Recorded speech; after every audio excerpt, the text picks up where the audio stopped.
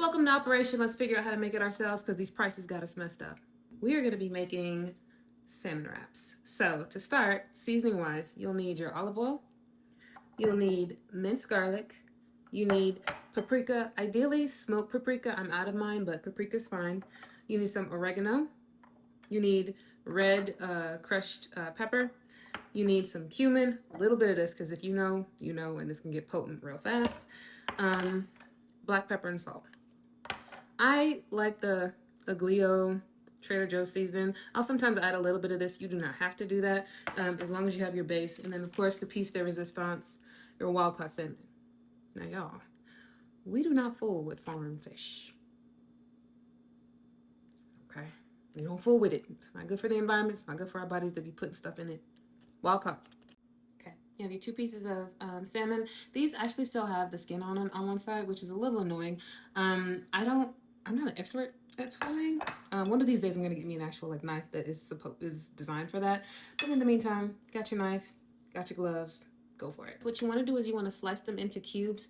You want the cubes to be as even as possible so everything cooks evenly, and then you put them in a little bowl. What I highly recommend, if you don't have them, getting these non-slip bowls that have lids. It helps you to once you put the seasoning on, you can shake it and everything's really even. And yeah, these are wonderful cooking with. So onto the seasoning part. A note about the seasoning. I grew up around my grandmothers, and they don't measure seasoning. So I told you the seasoning, so you just kind of season it to your heart's content. You can do more things like the paprika, not as much of the cumin. I'll put it in the description, but I don't necessarily go by what I have in the description. You kind of just, season to your heart's content depending on how lean your salmon is. If it has a higher fat content, you don't necessarily need as much seasoning, but if it's more lean, you might need more. Okay. Once you have your salmon seasoned, you then want to take them and place it in your air fryer. The reason why I think the air fryer is just fantastic is one, you can put it on 400 for about 7 minutes and no need to flip, and then it's done. You then take it and then add whatever ingredients you want to your wrap, and it's just a very quick, simple, high nutrient dense meal that tastes fantastic.